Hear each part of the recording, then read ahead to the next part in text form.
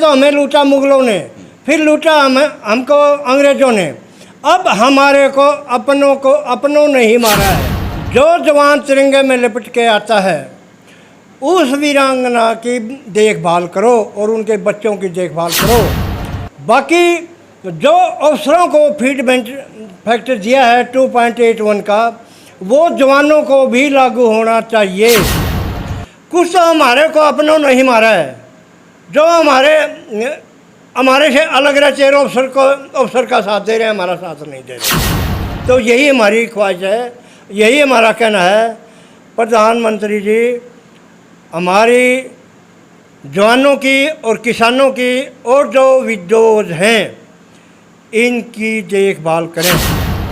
जय हिंद, जय भारत। और आप सभी का स्वागत करूंगा CCN News 24 चैनल में। मेरा नाम है दिनेश गर्ग जैन, कड़वे सवालों वाला। मौजूद हूं इस समय मैं हरियाणा के अंदर और जींद ज़िले के अंदर हूं और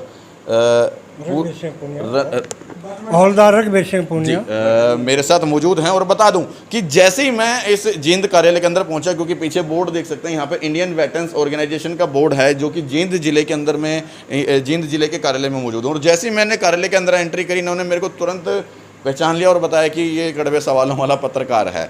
धन्यवाद दूंगा साहब का, क्योंकि लगातार पिछले 4 महीनों से हम लोग जंतर मंतर के ऊपर, जब से 4 महीने से अब तो ऊपर का समय हो गया है, वहाँ पे पूर्व सैनिकों की आवाज़ उठा रहे हैं, लेकिन सरकार ने अभी तक नहीं सुना है। ना सरकार ने इनकी बातों की तरफ ध्यान दिया है, ना सुनने का प्रयास किया है, ना समझने का प्रयास किया, और ना किसी को भेजा है कि कम से कम ये बैठे क्यों हैं। इसके लिए शर्मिंदा हूं। और जब मैं दिल्ली से चल करके यहाँ पर जींद पहुँच सकता हूँ, तो सरकार 5 मिनट की कदम लगा करके जंतर मंतर भी पहुँच सकती थी शायद। सबसे पहले बहुत बहुत स्वागत करूँगा सर आपका हमारे चैनल पे। हाँ, रघुवीर सिंह पूनिया जी। दिनेश गर्ग जैन, आपका बहुत बहुत स्वागत। आपने हमारी आवाज़ को ऊपर तक पहुंचाने की कोशिश कर रहे हैं जी। ऊपर वाले सुने या न सुने वो बात एक अलग है। बिल्कुल। बाकी रही हमारे 3-4 पॉइंट हैं। मैं एक बात रखूँगा अपनी, मैं एक बात और बता दूं इन साहब के बारे में कि जो डिसेबिलिटी, मतलब जो विसंगतियां जितने पूर्व सैनिकों के साथ हुई है, जैसे OROP हुई, MSP है, डिसेबिलिटी पेंशन है, विधवा पेंशन है, या वो तमाम तरह के शोषण जो सेना के अंदर होते हैं जवान के साथ, उसकी लड़ाई जो सतबीर जी ने जंतर मंतर के प्रांगण के अंदर लड़ी थी, उसमें इन्होंने बराबर से सतबीर जी के साथ भी लड़ाई लड़ी है। और इनको पूरी विषय का पता है कि किस तरह से सतबीर जी ने जवानों को धोखा दिया है, किस तरह से जवानों को छला है, या किस तरह से जवानों की पीठ में छुरा घोंपकर सतबीर जी ने अपना हक लिया है और जवानों का हक मारा है। गलत तो नहीं बोल रहे ना? नहीं, सही बोल रहे हैं जी। सतबीर जी को हमने बोला कि साहब आप अफसरों को आगे ले जाते हो, नीचे जवानों को साथ लेकर क्यों नहीं चलते? आप सतबीर जी के साथ लगातार हाँ, लगातार आप हमारे साथ धोखा करेंगे, या तो हमें वो लेटर दिखा दो जो आप वहाँ आगे पुटअप करते हो, उसकी कॉपी हमें दी जाए। लेकिन उन्होंने कभी भी हमारे को कोई कॉपी नहीं दी और हमारे साथ लास्ट में हमें पता चला धोखा ही धोखा मिला। पहले तो हमें लूटा मुगलों ने, फिर लूटा हमको अंग्रेज़ों ने, अब हमारे को अपनों ने ही मारा है। जितने अफसर और नेता हैं इन्होंने ही हमारे को मारा है। हमारे 2 ही 3 तो पॉइंट हैं। हमारी खुशहाली कमेटी को बहाल कर दो, किसानों की स्वामीनाथन आयोग रिपोर्ट कर दो, बहाल कर दो, और जो जवान तिरंगे में लिपट के आता है उस वीरांगना की देखभाल करो और उनके बच्चों की देखभाल करो। बाकी जो अफसरों को फीडबैक फैक्टर दिया है 2.81 का, वो जवानों को भी लागू होना चाहिए और MSP भी बराबर होनी चाहिए।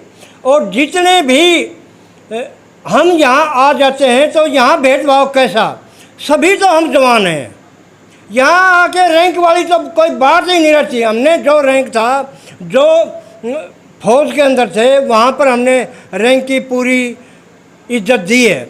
लेकिन यहाँ आके तो हम सभी सिपाही हैं और ये अफसर की लाइन है, ये JCO की लाइन है, ये जवान की लाइन है, ये सब गलत हैं। अगर आपने करना है तो जैसे 75 साल से ऊपर का आदमी है उसकी एक अलग से लाइन बना दी जाए और सबको बराबर आंखों से देखा जाए। यही गवर्नमेंट से हमारी यही एक रिक्वेस्ट है।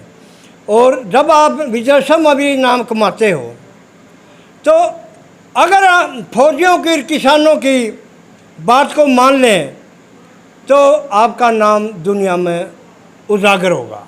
अच्छा, अभी जब हम बैठे थे आपने मुझे बताया था कि सतबीर जी ने ही कहीं ना कहीं आप लोगों के साथ छल किया है और लगातार आप सतबीर जी को देखते हैं। उनके विषय में उन्होंने किस तरह से आप लोगों के साथ छल किया है? उसने हमारे साथ यूँ ही छल किया है। संख्या बल तो हमारा था, लेकिन क्या जब रिपोर्ट देनी होती थी, यानी जो लिखित में रिपोर्ट दी जाती है, वो सतबीर 2-4 अफसरों को लेके जाता था। मैंने 1-2 बार कहा भी उनको, माँ साहब आप अकेले अकेले क्यों जाते हो, एक एक कॉपी तो हमें दो और हमें भी साथ लेके चलो। बोला मैं आपके साथ धोखा नहीं दूंगा। पहले तो हमारे को धोखा दिया जनरल राज काजान ने। राज काजान को हमने क्या है इसमें इलेक्शन में भी रहा है राजस्थान के अंदर। फिर हमने प्रधान बना लिया मेजर जनरल सतबीर को। इसने भी अभी जब ये 1 रैंक 1 पेंशन वाली बात आई तो इसने भी हमारे को धोखा दे दिया। तो हर जगह से अफसरों ने अपना विश्वास दिखा लिया। हमारे को मारते तो अफसर और नेता ही हैं। इन्होंने ही हमारा जो भी नुकसान किया है इन्होंने किया है।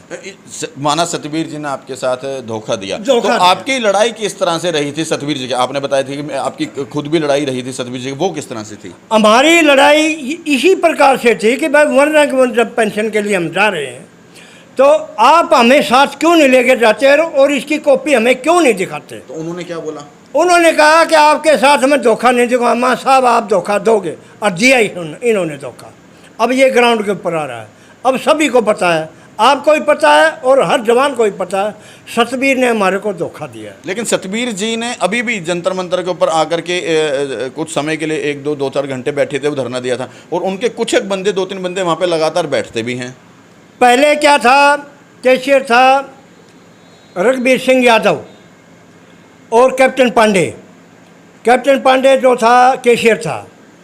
उसके बाद क्या है, अब एक रघुबीर सिंह सरदार जी हैं नायक बम्बे इंजीनियर का, उसको उसका पूरा ही वो सौंप रखा है।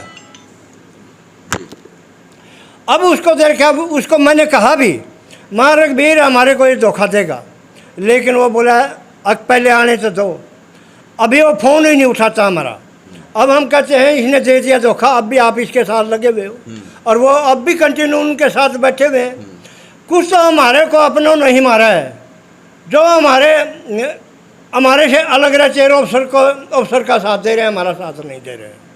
तो यही हमारी ख्वाहिश है, यही हमारा कहना है प्रधानमंत्री जी, हमारी जवानों की और किसानों की और जो विडोज हैं इनकी देखभाल करें और इनकी बात को सुनें, यही आपसे रिक्वेस्ट है।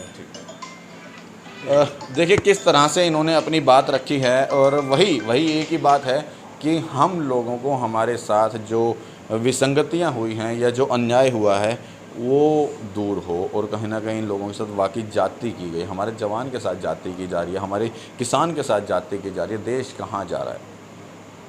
वीडियो को शेयर करके जवानों का और मेरे जैसे पत्रकार का हौसला बढ़ाएं। आप सभी का तहे दिल से धन्यवाद।